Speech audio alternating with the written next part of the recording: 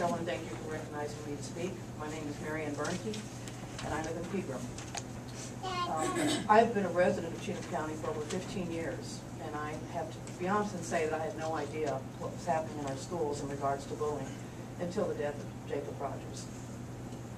I personally did not know Jacob, and I personally do not have any children in the school system. I'm just a resident and a human being, and realizing that there are some problems.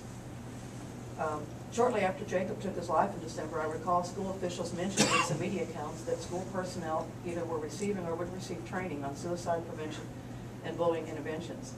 And I think the citizens of Cheatham County would definitely applaud these efforts. It does seem strange in a way, though, that we have to be trained in order to provide certain individuals their basic rights as human beings. But with that being said, that is where we are. As you know, on February 22nd, I submitted a proposal to the Director of Schools requesting that school officials make available to the public any curriculum used to train personnel in these matters. I also requested information on how many teachers had been trained and what plans might be in place to guarantee ongoing teacher training related to bullying. I believe any citizen would consider this request reasonable, considering that public dollars, public time, and public officials are involved.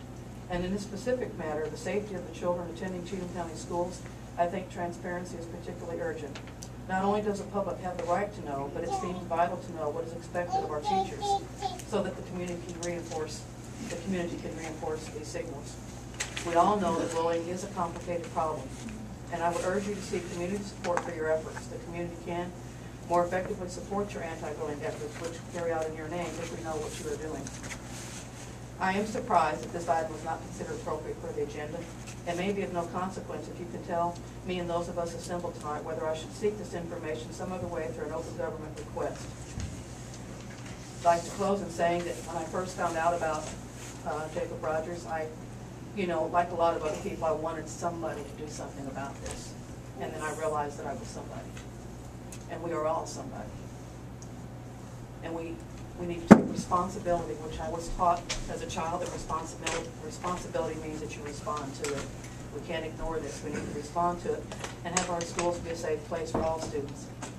And I'm not originally from Tennessee, and I don't want to feel like I'm living in some backwoods behind the Times County where bullying of any kind is tolerated and ignored.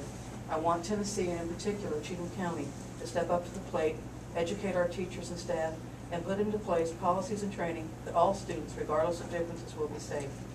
Basically, zero tolerance. Thank you for listening.